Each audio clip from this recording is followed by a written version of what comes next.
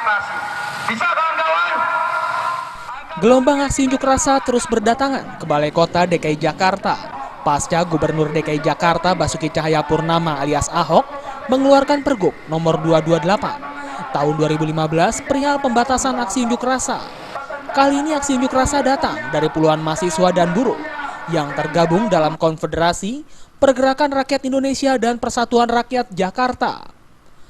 Dalam orasinya penolakan terhadap Pergub 228 terus disuarakan oleh para pengunjuk rasa ini. Gubernur Ahok.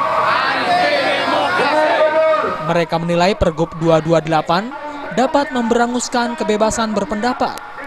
Para pengunjuk rasa ini meminta Ahok untuk segera mencabut Pergub tersebut karena alasan kemacetan akibat aksi unjuk rasa bukan menjadi alasan utama. Bahkan jika Ahok tak mencabut, para pengunjuk rasa akan menggugat Ahok ke Mahkamah Agung. Kebebasan demonstrasi saya pikir perlu dihargai oleh Ahok. Memang misalkan, dan saya perlu ingatkan bahwa demonstrasi yang dilakukan oleh kawan-kawan bukan penyebab kemacetan di Jakarta. Ahok sering mengklaim bahwa demonstrasi yang dilakukan adalah penyebab kemacetan. Tidak ada satupun kajian di dunia yang mengatakan bahwa macet gara-gara demo. Jadi saya pikir ini produk hukum abal-abal, produk hukum yang cacat hukum dan harus segera dicabut.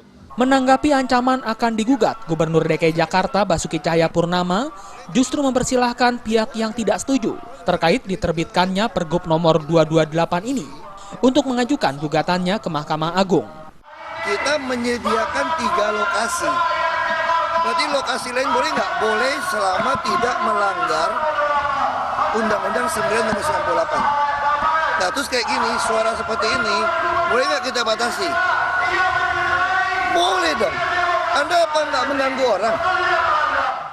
Dari Jakarta, Hamjati dan Wahyu Sadiatmoko melaporkan.